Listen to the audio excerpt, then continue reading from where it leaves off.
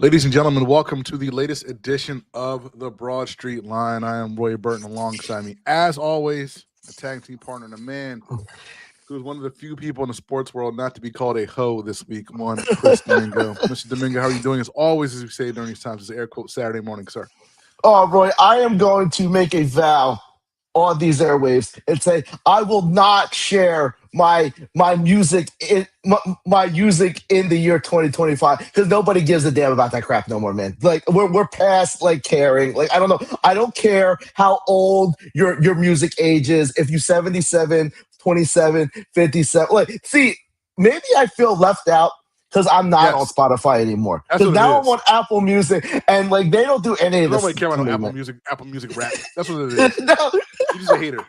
You're just a hater. If you had Spotify, you'd put it out there.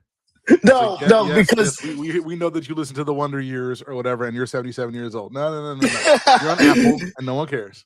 no, because I think if they saw like this is one of the years I might be slightly embarrassed to like actually publish my playlist because one of my top, I'm not kidding, my one in my top 10 most viewed played songs is the classic "I Know I Got Skills" featuring Def Jeff by Shaquille O'Neal. I have no idea That why was one the of your hell. top 10 Yes, songs.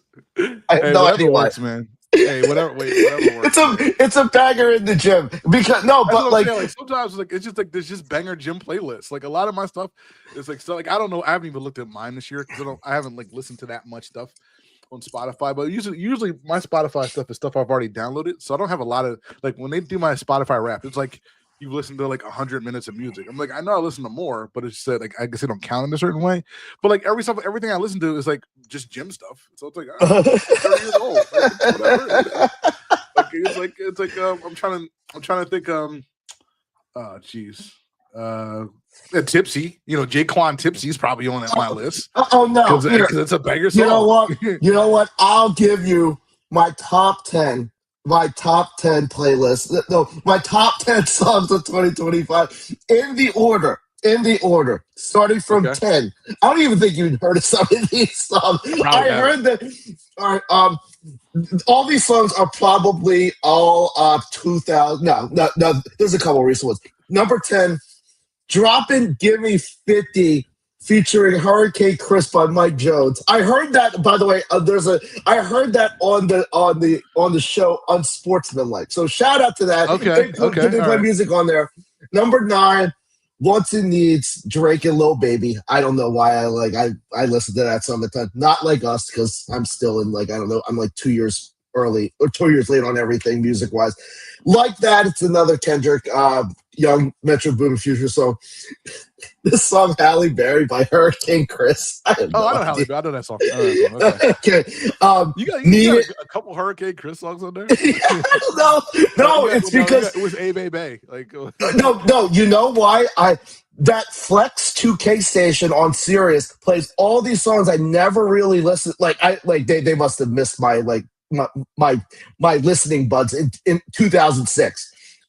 Number 4, Kendrick Lamar, TV Off. I mean, he's really the most relevant rapper, and I don't even know who's second anymore. Number 3, this song South of France remix. It's featuring Travis Scott. Number 2, I Know I Got Skills, featured by Shaquille O'Neal. And number 1, the Tweaker remix, Jello and Lil Wayne. oh my god, I love that wow. song so much. No, the remix is the The best. remix, right? That's The fine. absolute Fine. That's fine. best. That's fine. That's a list. That is a list. Wow. Well, look later.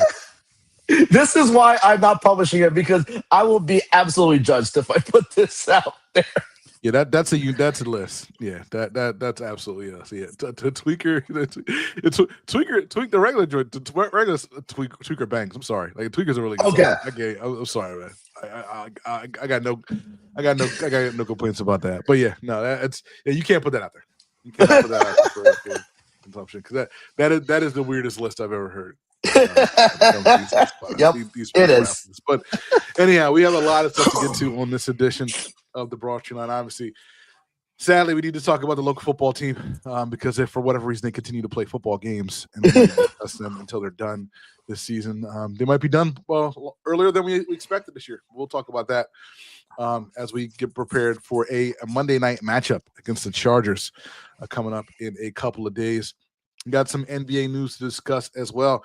And I'm not even going to sugarcoat it. We have a very mid PLE to discuss from WWE, the middest of mid, coming from your boy Triple H for the last couple of months. You know, the cherry on the top of the mid Sunday.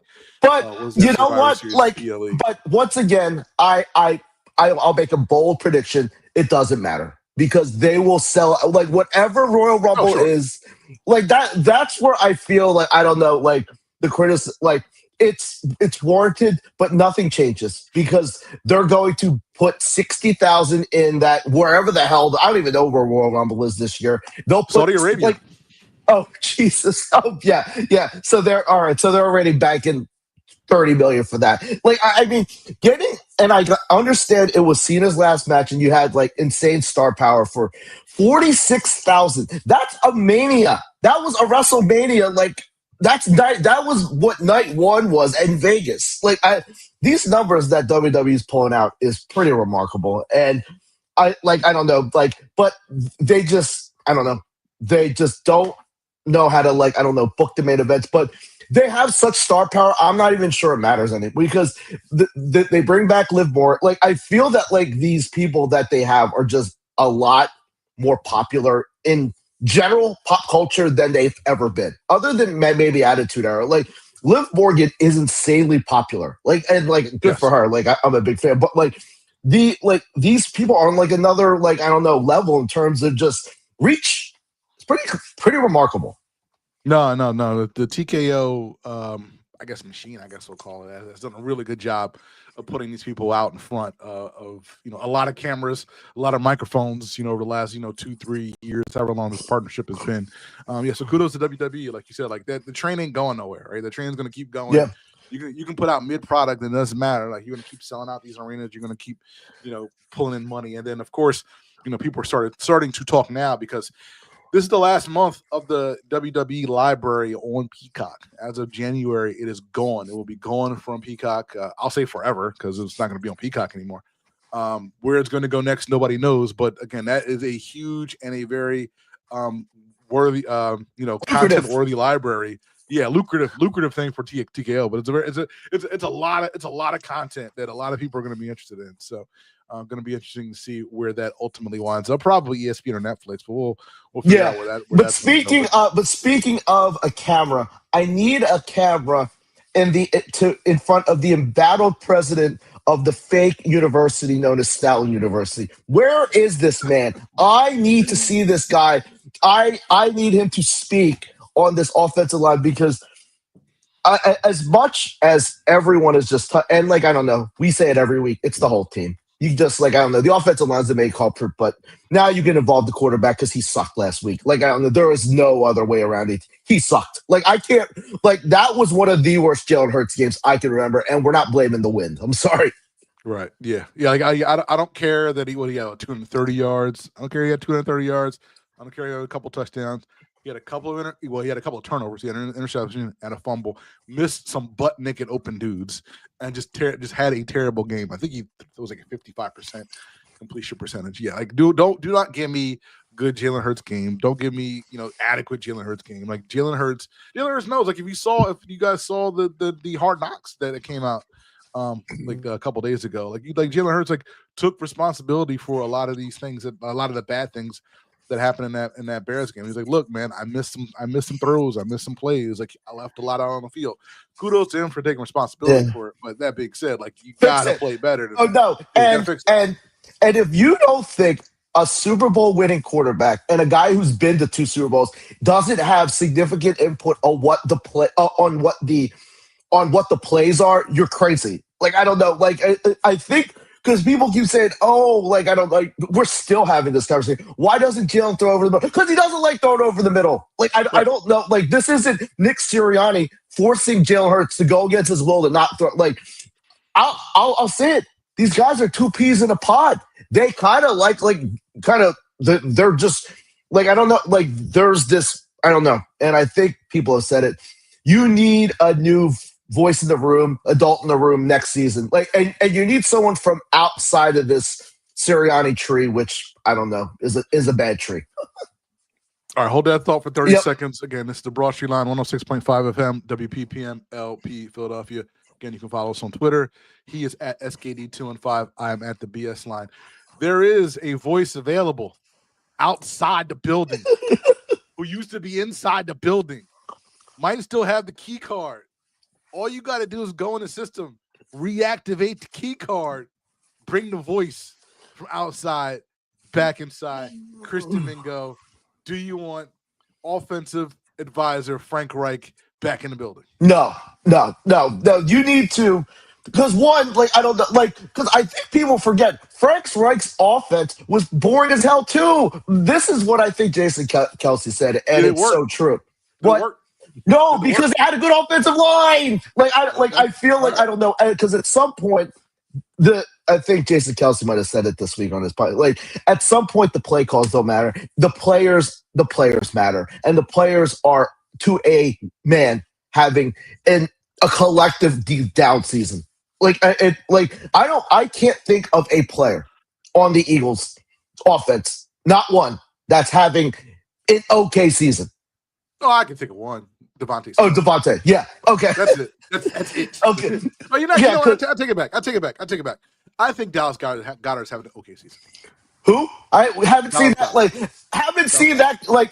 But this is why, I don't know. He's having an okay season. And I feel like, I don't know, this is where, and people want to discount the noise, but yeah, I guess. But this is where the noise happens, because as soon as someone started barking, you know who hasn't gotten a look. Like he hasn't gotten looks in games. But I don't think it's a coincidence. Some guys gotten 20 in the last 2 games. This is not normal, and it's not what you should be dealing with. What on top of everything that's happening, you don't want this happening when things are going decent. But now when you got this on top of a bad offensive line, I don't know. I don't even say shaky play call, because it's always it's been the same play call. It's just everyone is failing to execute to a man. And we kept saying, "Oh man, I don't know. This is a get right game for the running game."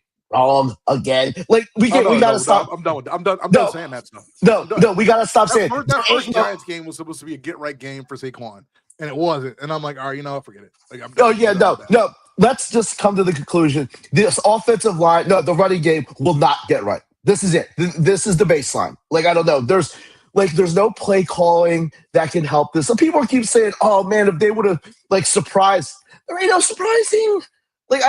You can't get off your blocks. It's that simple.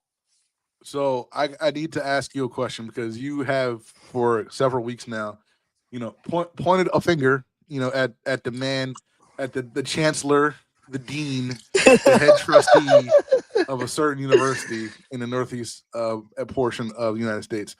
I need to ask you, how much of this is on Stoutland, and how much of this is on these grown ass men who are just supposed to block? Because you keep blaming just Stoutland. I keep looking at Jordan Mailata. I'm sorry. But all I'll say is, if people flat out jackasses are egging the house of an offensive court, I feel I don't know, he's not even in the conversation of because if why are we blaming Kevin Patullo for, I don't know, offensive penalties? I still need to know, what is the biggest thing that fans are blaming Kevin Patullo for? I think it's lack of creativity with his offense. Again, this is Dan Orlovsky. Well, we know. You said said it last week. Yeah. The ninth grade offense, right? Ninth grade offense. Dan Orlovsky said, this is the worst first down team in the NFL. We all know it's the worst third down team in the NFL. We got the numbers to back that. But is that a creativity issue, or is that an execution issue? Because I feel it's an execution issue. I don't feel I don't know. There's only so many times you can just say, "Hey, line up in the right path, dummy." Because I feel there's either it's a penalty, it's a a run that's not blocked well. Like, I don't know. I feel like I'm not trying to, like, I don't know, defend the guy, but there are, I would say, 3 or 4 coaches / entities I'm blaming for this Eagles offense over Patullo. Like, I don't know. And I think someone posted some comment from years ago that Sirianni made, and it's true. He said it don't matter if Kellen Moore's calling the plays. It don't matter if Julian Lurie's calling the plays. It don't matter if D'Alessandro, pardon if I got it there. It's my offense, and I really, truly, madly, deeply believe that. Like, this has been the same offense since Nick Sirianni got through the door, nervous as hell. It is. It's just on the same level.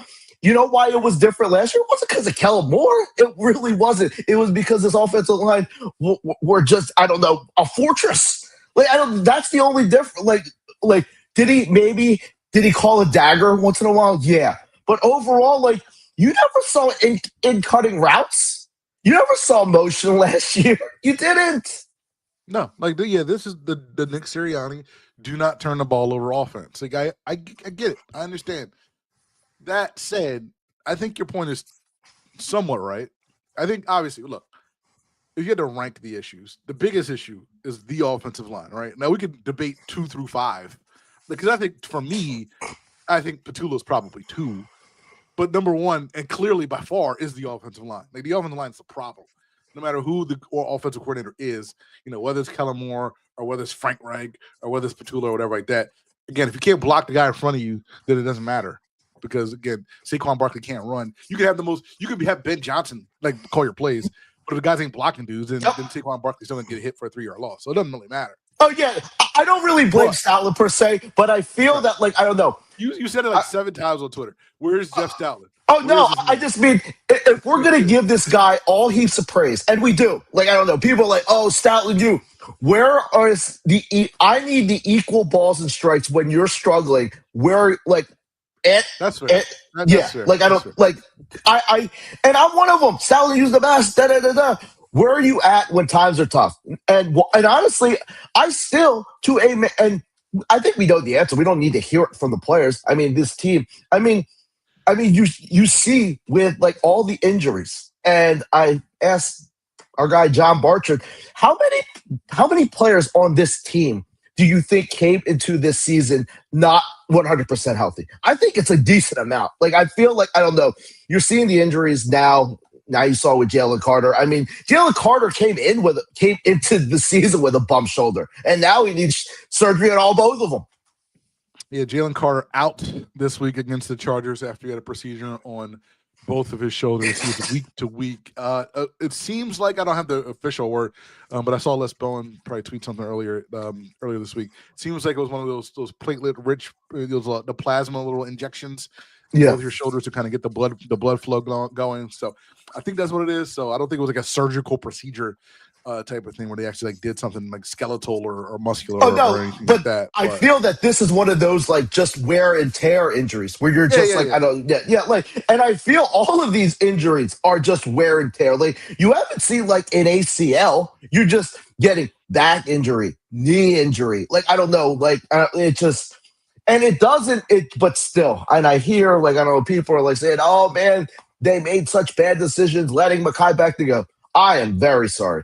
This line should not go from being the best or the second best, I think, last year, to, I would say, top 10 worst. They're bottom 10 in like running, like, I don't know, success rate, just because you lost Mekhi Becton. Like, I don't know, like, and these guys, and this is where I blame Stoutland, is there aren't any guys, backups, that can hold the fort down for a game or two. There's not. Like, I don't know, I know you have Fred Johnson. And I don't even blame Fred, but I feel like the guys in the interior, I mean, Jesus, they just need a blow, like a long blow. Yeah, you don't have the depth that you had before. I mean, Brett Toth was okay when he was out there. Like, it's just like, how many times are you gonna keep hitting, right? Like, I mean, you've always had like, well, no, I'm serious. Like, I'm not trying to be funny. Like, you've always had a couple dudes come in like for like years. Like, all right, Oh man, like yeah, it doesn't no. matter. Like, somebody gets hurt, somebody comes in and they hold it down for a couple games. Like, at a certain time, like you're just not gonna be able to like Oh find no, those guys. no. This is where I feel Eagles fans, or me in particular, are spoiled. Like I don't know. Right. Anytime, I mean, there's no reason why the Eagles should have won a Super Bowl with a backup like a second year backup right tackle. And anytime that like a backup like lineman has come in, they never missed a beat. I mean, like even like I don't know. I mean, Jesus, they hit on Mekhi Becton, who was considered was a capital B UST, Right. a bust. Like I mean, I think you're exactly right. It's like I think we just expected this offensive line train to keep rolling, and due to just I don't know attrition, I don't even and just like I don't know and just It just like the pendulum swings the other way, right? Like and I at a think we certain just point. and the pendulum hasn't swung at all for years. And I think Right. the 1 year it happens, it looks so profound because it's never happened. I feel like it's what's so I don't know eye opening. Yeah, and just to that point, everything kind of fell apart in the Bears game because again we had like, at a certain point when like your defense is on the field all of the time for the last month, it kind of catches up to you. The pendulum swung all the way to the other side against the Bears game. In the Bears game, the Bears were on the field for 39 minutes and 13 seconds in that Black Friday game. 21 of the 30 minutes in the first half were Bears possession minutes. The Bears had 47 offensive snaps in that first half. They completely just ran down that Eagles defense to the tune of 281 rushing yards. Both DeAndre Swift and Kyle Monangai both had 100 rushing yards and a touchdown in that game. So yeah, the defense got beat up. The offense didn't help any matters because they had all of 2 first downs in that first half and a total of 4 more 3 and outs. Oh no! When this season you have to do the eulogy on this season. That 3 and out stat will be number one on why this season was an abject failure. Period. I mean, like, there's no like you can't be this. And it blows my mind that teams have been worse than this for 3 and out. I mean, it's just unsustainable. That's why the defense got their butts kicked. But I mean, like, I feel the collective of just being on the field at all times. It just and kudos to the Bears for basically building an elite offensive line in one offseason. And it wasn't, and it was through trades, it was through draft. I mean, mainly through trades. And this is the Ben Johnson effect where you just, I don't know, like, I mean, the guy can scheme an offense. I mean, he might be the number one schemer. And like, he is stay scheming. Like, I don't know, the run stuff just looks so good. And I mean, that's just the irony is this is what the Eagles have been doing to teams forever, for years. Right. I mean, just mauling teams. And man, I don't want to have to look at that ever again. That was painful. That was bad. That was bad to watch. The Eagles defense over the last 4 games has logged 275 snaps. It's about 69 snaps a game. That's a quite a bit more than the average. Again, like the offense not doing them any favors by getting by keeping them out on the field. That being said, please do not egg Kevin Patullo's house. No. Do not egg anybody's house. That's some clown stuff. All right, like don't do that stuff. I mean, please. You can be upset with Kevin Patullo. If you're upset, call one of the radio stations. You can text us. You can tweet us. Don't egg anybody's house, man. Like, it ain't that crucial. Like, seriously, you can just be upset with football. It's just football, brother. Yeah, no. Yeah. And if his family living in fear. And if they find these people, bar them from any Eagles games for the rest of their lives. Period. I mean, like you gotta, you gotta like send. And you got to make an example of these idiots that, like, I don't know, like, you can't, like, I don't know, like, once again, crossing the line. Like, of course, people don't know what that line is, but you'll find out. Yeah, you absolutely find out. All right, we got a big game coming up this Monday against the Chargers, standalone game. Eagles 2.5-point favorites, 41.5 is your total as they go out to LA to face also the 8-4 Chargers. It looks like Justin Herbert is going to be the quarterback for the Chargers on Monday. He had surgery on his left non-throwing hand earlier in the week, had a plate and some screws put in. to stabilize a break. But he practiced on Thursday. Sounds like he's going to be ready to go, and I am happy. I am happy he's ready to go because I was scared because I thought this was going to be 2023 all over again. Oh, what? 2023, the Drew Lock game. 2023. You had an Eagles team who needed a win, who came off a butt whooping, went out to the West Coast in December on Monday Night Football to play a quarterback that people had already written off. That was Drew Lock. I didn't want this to happen again with Trey Lance because it would have been the same blueprint with Trey Lance. But now we get Justin Herbert. So maybe it's not 2020. I don't want to send people to signals, man. But Jesus, like I don't know what else to tell you, man. Like I don't know how similar is it from 2 years ago? It really is. Like I don't know. Like that Bears game was a carbon copy of the 49ers game 2 years ago. Like it was just like you just got manhandled. Right. They came into your house and just beat you up. Yeah, seriously. Went to your trap and gave your family the Ray Rhodes treatment. Like literally, like I don't know, just I don't know, like I don't know, masked them up. And I have no idea like what people are hanging on to say, oh, they're gonna turn it around. And I know the Chargers, I mean, are just banged up and probably mediocre. That's a bad trip to make, man. Like, I don't know, like a West Coast trip. And people can say, oh, the long bye. 1 or 2 days going to do? There's not, like, I don't know. There's no such thing as, oh, man, you're going to have 2 more days to get the running game back. No, this is the same. Like, and you're actually playing a very good defense. And I just don't know how they move the ball. One, I don't know how any of these teams move the ball because that Chargers offense isn't great either. But I just think this is going to be. I don't think a carbon copy of the Seattle game because you're not paying them back a quarter. But I feel that this Chargers defense will lock up the Eagles offense like every other team has, and I just feel the Chargers win 2016.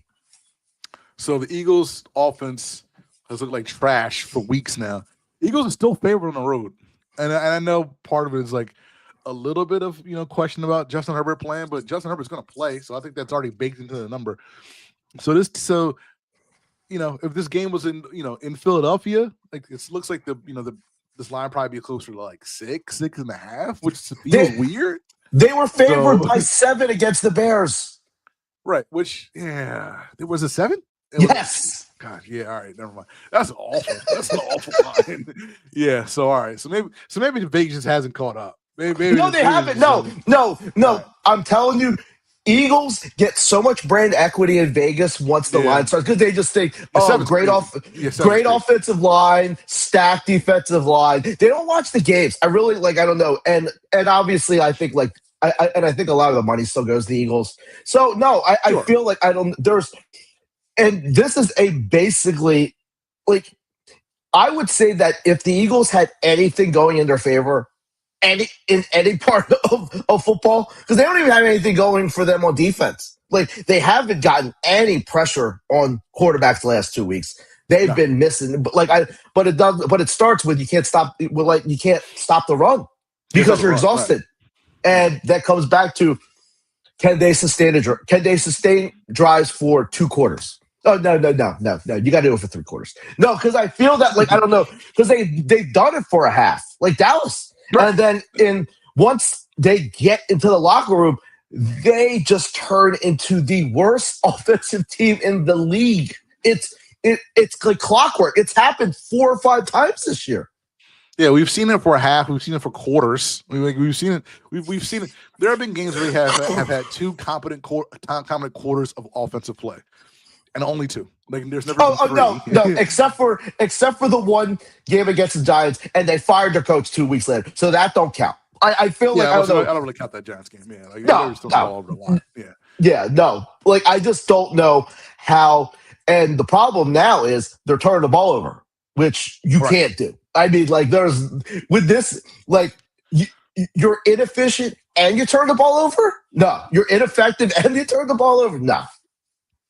Eagles have their work cut out for them because the Chargers only allow 168.3 passing yards per game, which is second in the Oh, NFL. gee. So, What if you had hey, if you had to extrapolate that with the Eagles getting how many yards a game do they have? how many passing yards per game? Yeah, I think 180. Nah, well, actually, I don't even know anymore. Let's see. Stats per game. Let me pull. It's not that great. So again, I'll say it, but you and I know that it's probably not going to be true. Is this going to be a Saquon game because the Chargers are really good when it comes to the pass? The answer is probably no. No, But that's the question. Not a Saquon game. no. I feel that I don't know. If they were more explosive on offense, it would offset some of the inefficient, I don't know, the lack of sustainable drive. They're neither. They're not explosive. They don't sustain drive. I still don't know how they score points sometimes. That's a good question. Yeah, I'm not really sure. I mean, again, they have one or two drives where it's all right, everything clicks. They have 4 drives that go 3 and out, and then they have 4 other drives where it's all right, they're just stuck in neutral. I need to go back into the annals. I cannot remember a worse offensive Eagles team. Period. I mean, people talk about. I'm sure the Doug Peterson year, was bad. The Bobby Hoying years are bad. No. People said, was that Sammy Sleeve season better or worse than this? I think it was. I think the lows for this team are just feel a lot lower just because you got so much stuff around. The Sammy Sleeve season was DeMarco Murray, Sammy, it was okay. I mean, you had some dudes, but you got way too much talent to be going through a third of the time. That's the thing for me. It's you cannot have 4 drives a game where you go 3 and out with all these dudes. You can't. No. You can't. You have to get every time you step on the field. You got to get 10 yards. I'm not. I'm not even saying. Even with these guys, you shouldn't go 3 and out this much with the Browns. I don't know. Right. You have to find no other team in the NFL goes 3 and out. Shador Sanders doesn't go 3 and out as much as with this. With Jerry Jeudy yelling at him on the sidelines, they're a more efficient offense in terms of plays per drive than. Yeah, no, it's so much more profound with the talent. I don't know where you see the name on the back, but this is why I say it. No. And this is where the head coach has to take accountability for these penalties. It is just mind-blowing how, I don't know, you hear all week, oh, man, we got to, take care of the non-talent plays. Second play, A.J. Brown, illegal. How many times is this guy going to get called for the same bleeping penalty? He leads the team in penalties. He does? Oh, wonderful. Get this dude off the penalties. Get this dude off the team already. I'm sick of him. No, I can tell you just by not even looking at ESPN, I can tell you who has the most penalties on offense. It's A.J. Brown. It's Jordan Mailata. It's behind, I think, and then Cam Jurgens. Because, I don't know, he's always – no, I feel I don't know, you don't need to be some, I don't know, supreme ball knower to see where the penalty – how this team is just – it's just the perfect storm. They are undisciplined at everything. They aren't a good offensive team. Usually – if this team was so bad offensively, they'd be oh man, at least they're disciplined. Not disciplined. Oh, I don't know. They don't do anything well. Nothing on offense. Don't do anything well. You were talking about the passing yards. The Eagles average 196.3 passing yards per game. So yeah, there you have it. So I don't feel too much optimistic about this game. Yeah, the line's a little deceiving. I'd feel a lot better if Justin Herbert wasn't playing, to be honest. If he's going to play, I think the Chargers probably figure out a way to win this game. If the line was 3, I'd definitely take the Chargers plus the 3 in a heartbeat. But I think the Chargers. I'll go 23-20 Chargers, I guess. Yeah, all right, I got to ask you the next question: do the Eagles do the unthinkable and blow this division? No. You got Vegas next week. You got two versus the Commanders. Yeah. You got the Commanders game on Saturday. Saturday December 20th at 5:00. The time is set, by the way. You have you have 3 winnable games. You're not winning that Buffalo game. You have 3 winnable games on the schedule. You really only got to win 2. Like you got to win 2 out of these 5 to like not blow this division. Because I truly do not want to live in this universe if they find a way to blow this division. Like I'm not even sure if like I don't know like that might be just the icing on the cake of an. This would make it worse in 2023 if they blow this division to the Cowboys. If they blow this division, you almost have to fire somebody, like a lot of somebody. Like I'm not even trying to be funny. I'm not even trying to be funny. Like you really need to have a come to Jesus meeting about like, yeah, man, maybe Sirianni just ain't got it. Because if you blow this division, you're basically going to just about lose out. Like you'd almost have to lose out to blow this division. If you no, lose out. No, this is where this is where you think about blowing out coaches, players. Right. No, this is where you have an honest to goodness moment on how this team is kind of, I don't know, the characters and the egos, because right now it just looks like, I don't know. I feel like, and for some reason, the Super Bowl hangover kicks in a lot later for the Eagles, because usually, like, I don't know, Super Bowl hangover, like, I don't know, they deal with the Super Bowl tax at the beginning, right, which is fine. But I feel at the end of the season, because usually the Super Bowl hangover starts game 1 for a lot of teams, where they're just like, yeah, man, I'm like the 49ers. I mean, like, they were just over it. But for the Eagles, it starts like at Thanksgiving, and then it just hits like a ton of bricks. Like, no, I don't. That, and no one should be rooting for like a class, because you need to just hone in on, like, I don't know. And usually but it always starts with just one kind of, I don't know, guy that is just rocking the boat. 2 years ago was Hassan Reddick, and this year, you know who it is. You could have had a veteran leader come back and calm things down. Sadly, he was claimed on waivers by the Bills. Darius Slay, his banana pudding, probably won't come back to Philadelphia. By the way, do Eagles fans want every ex-player to come back? Because I saw like before the Bears, ironically, signed our guy who three teams in one season. Because I don't know, yes. I'm not sure why you would want that guy. But I mean, they wanted him. Have you seen our secondary? Have you seen these guys? Have you seen Sidney Brown recently? You mean Sidney Ringo? I'm telling you, both those dudes need to be gone next year. They can't play. Sidney Brown and Sidney Ringo now. No, you can find someone in the 4th round or 5th round to be. I don't like Sidney Brown is just no. I'm telling you, he plays with 100% intensity and 0 awareness. He's just playing all the way fast. Just leaves dude butt ass naked open all the time. And you're a coverage guy, dude. No, like that. That's where I feel like, I don't know. This defense is leaky right now in the secondary, and I feel like Herbert. I mean, they don't have a lot of weapons, but they got Ladd. They got a couple dudes. Yeah, they got Quentin. Like, I don't know. So I just feel like, I don't know. The one thing that was holding the fort ain't really holding it right now, and we've seen this team without Jalen Carter. It doesn't look good. It looks like, I don't know, like he's the guy that stirs the drink, period. I mean, he's the one that gets Jalen Phillips all of these one-on-ones. He's the one that gets Jordan Davis some one-on-one. Now they can key in on all these guys. So I just cannot believe, like, and thankfully the NFC South sucks. So at worst you get the 3 seed. So, like, I don't, like, because I just can't imagine them blowing this division. There's no way. Yeah, the Eagles right now, of course, would be the 3 seed in the NFC. NFC is a little weird. Top 4 seeds in the NFC, all the division leaders. Chicago, the number 1 seed overall. You got the Rams, who just lost to the Panthers. You got the Eagles, and you have Tampa Bay as the 4 seed in the NFC. As of right now, no Detroit, no Dallas in the playoffs. AFC, kind of similar, a little similar situation. You got the New England Patriots, the number 1 overall seed, followed by the Denver Broncos, who had that on their bingo card coming into the season. Not me, I'll say that. The Jacksonville Jaguars are the 3 seed, and speaking of leaky, the leaky Baltimore Ravens are the leaders of the leakiest division in the history. No. All right, what is the leakiest team in the NFL right now?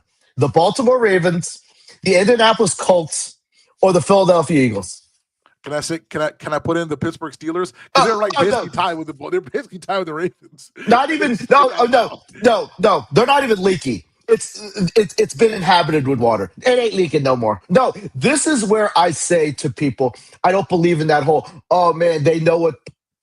Like they know what plays are running. The Steelers. They knew every damn play the Buffalo Bills were running. It was a damn fun play, and it didn't matter because they were just getting blown off the ball. That's where I force back on people. Oh man, no, you just need to man up and just like I don't know, like push your man forward. Like that's what. And I said at the beginning, Steelers had a big time dream team look, and they did. I mean, like they just doubled down on all the wrong dudes. They doubled down on all old dudes too. Right. Which and no, and like that was a you problem. bet on. You bet on DK. You think there was a reason why they were happy to get rid of him so they could have JSN? Like I feel like I don't know. He was like they just got named guys, and it's like very Eagles. Like I don't know where like say when the Eagles got Namdi and DRC and Vince Young and all this. So I think the Steelers did the exact thing. Darius Slay, Ramsey, DK, Aaron, and all these dudes are Johnny just Smith, right? Yeah, all these dudes are washed. Like. Gosh. If there's one team I do not want to see in the playoffs, like I don't know, just for viewing purposes, it's the Pittsburgh Steelers. I can live with a Lippy Lamar and the Ravens.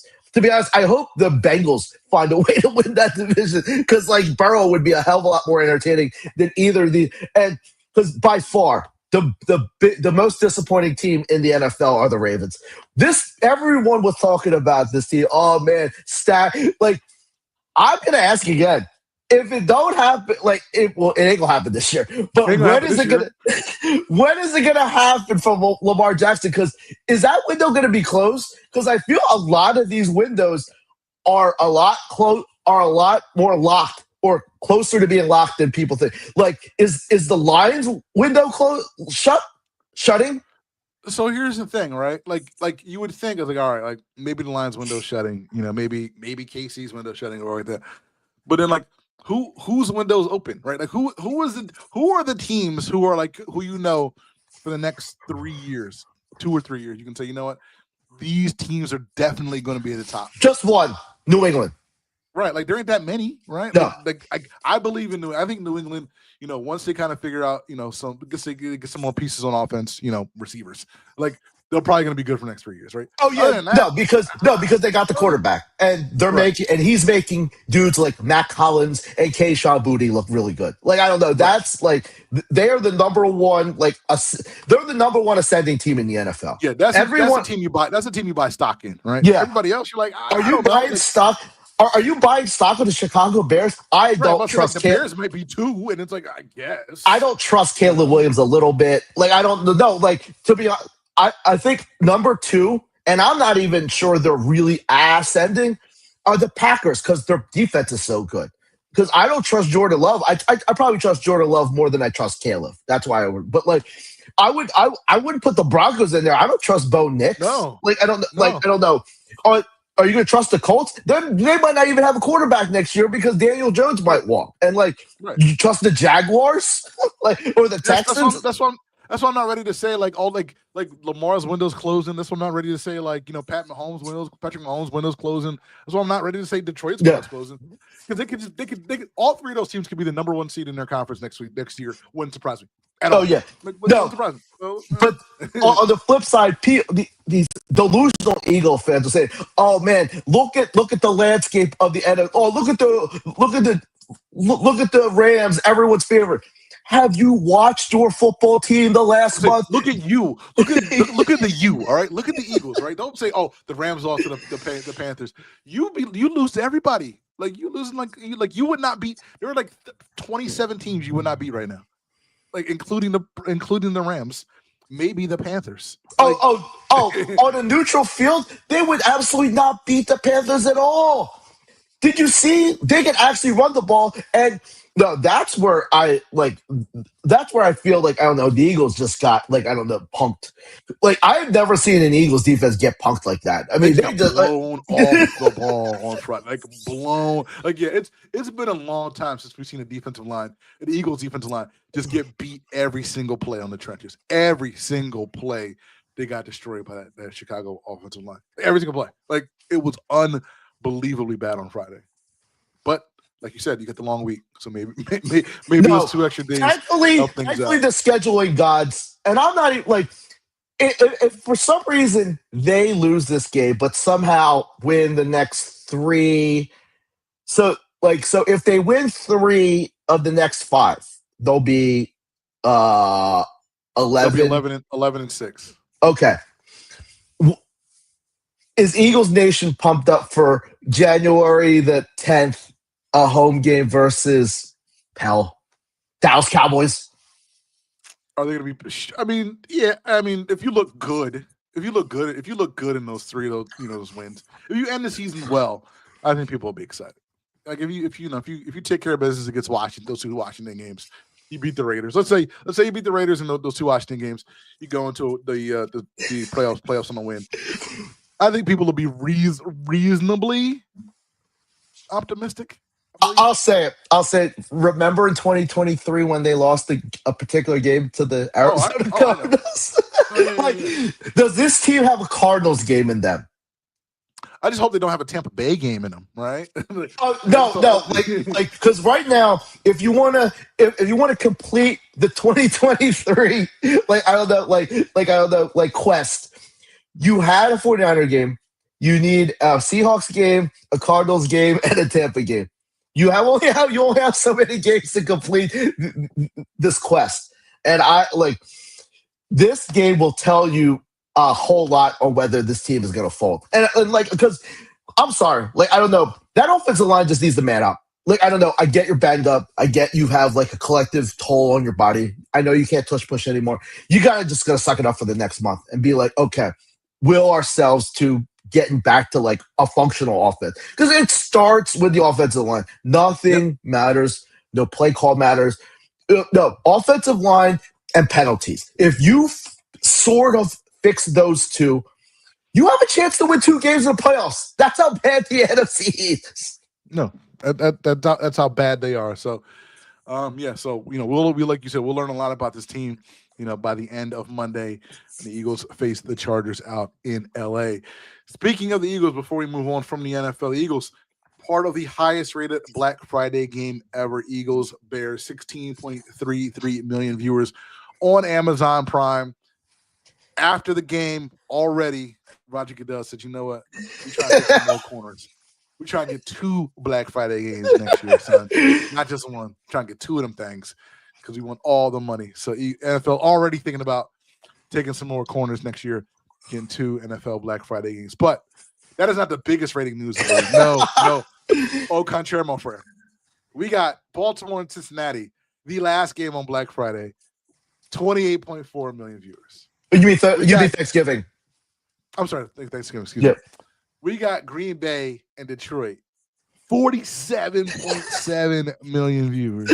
47 million people were watching television at 1 to 4. That is, you know what? That 1 to 4 East Coast. So 10 to 1 on the West Coast. Yeah. And what's the last number? What's the last number? The creme de la creme. The cherry on top of the cake. KC Dallas. We were like, man, this game will get 50. Nah, I got 57.2 million viewers on average. The most watched regular season game ever. Even though KC is one of the worst, it's not in the playoffs, as of right now. Doesn't matter. 57.2 million viewers, the average. The previous record for a regular season game was 42.1. So both KC and Dallas and Green Bay and Detroit blew the old record out the water. KC and Dallas obviously cleared that by 15 million more viewers than the previous record. But I was told people stopped watching football a couple years ago. I don't know. Bad Bunny. I heard Bad Bunny. I heard they were not they were going to put George Strait in the Super Bowl and not watch. This is where I'm not sure if people are comprehending that the NFL can call their shot, and they could have any musical artist they want on God's green earth to do the Super Bowl, and 110 million people will watch. It's just a fact. They can do whatever the hell I mean, somehow in an era where people are just downsizing everything, don't have cable, don't have stream, they're just somehow these people are making ways to watch these games, whether it's for a day, I don't know, whether just getting trials. And I am scared to see how much money the NFL is asking for in this next TV deal. Like, I don't know. It's like it's going to be reasonable to say that the salary cap will go up probably, what, $50 million in the next 5 years? Oh, I think that's a reasonable. That sounds about a reasonable number. Yeah, I think so. Yeah, I saw. I wish I had the number in front of me, but it was a. I know Fox. I don't know if they did it for these games, but I know they said Fox put the Super Bowl on Tubi last year, which makes sense because it's one of their free kind of like platform kind of things. And they were saying like something like 10 million of the 110 million viewers or whatever like watched it on Tubi, like which is like I'm like all right, well like you said like people are kind of going out of their way even if they cut the cord completely. It's like you know what. We don't have any TV, any cable, YouTube TV, whatever. We got Tubi. Like we'll fire up Tubi on our how many Roku people watch some Super Bowl. You can't tell me that the day of Thanksgiving, when people got to wherever place they were going to eat or whatever, they said, "Yo, who's got a sub?" Be like, "Oh man, let's fire the game up." So somebody was asked to put the game on TV, and like some people are like, "Yo, man, but I got YouTube TV, but I can't get it at mom's house." No, find like this is the only. This is the only thing that you do it, and in an era where like I don't know, every number is down. Period. I mean, like the NFL, and you can't even say you can't say dominant team. It is the most parodic of parody you can absolutely imagine this season. I can't remember a year with more parody, and you can almost say bad teams. Like I don't like you can say that in the there aren't 14 playoff caliber teams in the NFL. No, you could say that in the AFC, and it doesn't matter. Like I would almost argue that that's better for the NFL because you just have that many more fan base. I mean, when's the last time people in Jacksonville cared about December football? So, well, all right, I'm going to come back on you because you were the same dude who said this is bad for the NBA when you got all these mid teams in the playoffs kicking around. You got OKCs and Indianas, and you're like, oh man, that's not good. Now we got Jacksonville's. Now we got these mid team. Now we got Denver, who's been bad for a while. Now we got all these mid teams. No, but I think the difference is the fan bases of NFL teams are so widespread. They're just not in Jacksonville. Like I don't know, they're all over the world. Like I'm sorry, there aren't any OKC Thunder fans in Philadelphia. Like I don't know, or like I don't know. They're just very. Basketball is becoming, and I don't know if Adam Silver is going to like this. They're becoming a baseball light, very regional. Like I don't know where except for the big teams, it's very parochial. You're right. Except for the Lakers and Knicks and things like that, it's a very parochial sport. Like people don't care. Like people don't care about the Bulls outside of Chicago. No, and I think for a long time it wasn't like that. I think regular NBA fans in Colorado liked watching Derrick Rose or Joakim Noah or like I don't know. But I feel this is what I don't know. Just sports has become where like I don't know. You just can't consume everything, so you're just like that's where I think a lot there aren't as many hardcore NBA fans of the league. Like they'll watch every game, and like I don't know. There used to be a lot. And same with baseball, but like the NFL is the only sport in America that people don't have a problem consuming more of. Period. And it's the secret. It's the secret sauce that Roger Goodell has that no one is. And I think we're seeing it with like I don't know. You gotta find the fundamental improvement because NBA Cup ain't it. I mean, how long is the NBA Cup gonna survive? Oh no, it's not gonna go anywhere. Like the NBA Cup's gonna go forever. Because there's always gonna be somebody who's gonna want to say, "Hey, man, we want to put those set of games on our platform, whether it's Netflix or Apple or somebody like that." They only created to make more. They call it more inventory, just more games. It's not more. It's really one more game, but they only created it for the purpose of having something that they can spin off and sell to a different network. So NBA Cup ain't gonna go anywhere. No one's gonna ever care about it. But that's the I guess the flaw in finding stuff that like it needs to be sustainable. Like no one gives a damn about this NBA Cup. No one knows the rules. No one knows anything about the NBA Cup. A regular fan that just wants to watch a game be like, oh, what's this NBA Cup? You have to like I don't know. you need to read them cliff notes on what the hell the NBA Cup is. You don't need to do that about the NFL. No, and I wish we had more time to talk about the NBA because we could talk about the NBA Cup and we could talk about Ben Simmons being willing to come back and play for the Sixers during the NBA Cup for free. But sadly, I know we can't. I just have to say, man, for free. I'm trying to give the Sixers a chance, but I said it, man, and I believe it. I can't give this team energy as long as 21's on the team because you're already seeing it. Like it's just a big drag. I don't want to say I hate being right about this because we knew this was going to be. This is an anchor on the team, and it's going to be an anchor. No, but I feel it's more anchor. But I feel it's more anchory than I thought. No, like I feel like I kept not wanting to say he's in his Andrew Bynum era. I'm almost there saying he's in his Andrew Bynum era. No, that's a fair assessment. Of course, we're talking about Joel Embiid. The in and out of Joel Embiid. On the bench, no, never on the bench. Shows up to games half. You know what? We could save Survivor Series. I need to get this off my chest. This dude's never going to get it. He will never get it. He's like, no, and but of course he gets the kid gloves to him because oh my God, I don't know, he's been through so much. I'm sorry, I don't care. That has nothing to do with showing your teammates, I don't know, support. It doesn't. I mean, you are getting paid $50 million and you ain't playing. You can't ask this guy to come in and be on the bench all the time. That's ridiculous. That's absolutely ridiculous. Yeah, so there have been reports this, again, continuing this year, Joel Embiid is showing up 90 minutes before game time. No one expecting him to play. He shows up. He warms up. He's like, "Yo, I'm good to go."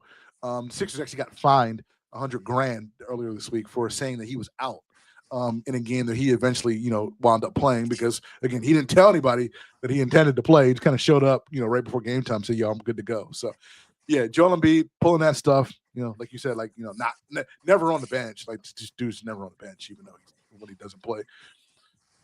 I would have thought that the situation last year with Tyrese Maxey calling him out in front of everybody else would have kind of changed some things. Didn't change anything.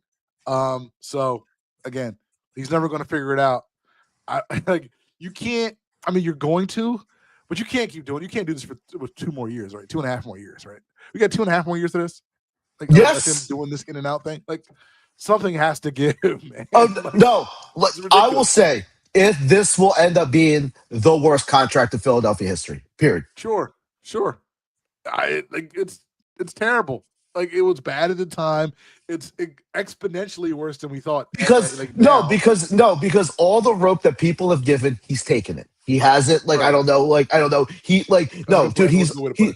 He's 12 years into his career. He ain't changing. He doesn't like being at the arena. He likes being.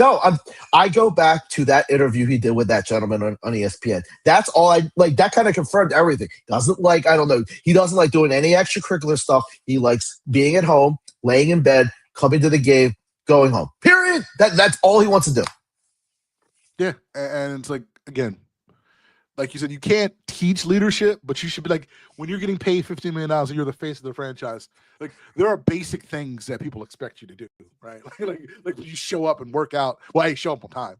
Show up and work out and do whatever you have to do before the game. But even if you're not playing, support your teammates, right? Just be Paul George sits on the bench. I mean, Paul George, probably could pull the MB card if he wanted to. But Paul George realizes that, with his position on the team, there's a certain level of teammate you gotta be, on some level. Yeah, I need to get caught up on some of this commentary because there's no defending this. Zero. I don't care. No. Be a professional. I know it's asking a lot. 11 years in, be a professional. Yeah. So the Sixers kind of nothing for nothing. They are actually playing some good basketball. Despite the fact that guys are in and out of the lineup, they are 11-9. The Eastern Conference is just kind of everybody's kind of jumbled in the mix. They are in the 9th seed at 11-9, but they're only 2 games out of the 4th seed. So that tells you how kind of jam-packed everybody is in the East. So we'll kind of see how this all shakes out over the next few weeks. We'll see if Joel Embiid kind of gets back onto a healthy routine and back in the lineup once again. But we have plenty of time to talk about that on another episode of the Broad Street Line again every Saturday at 10 a.m. Eastern on 106.5 FM, WPPM LP Philadelphia. But until then, we are out of here. Mr. Domingo, take us out, please. Have a great weekend, everyone. See you guys.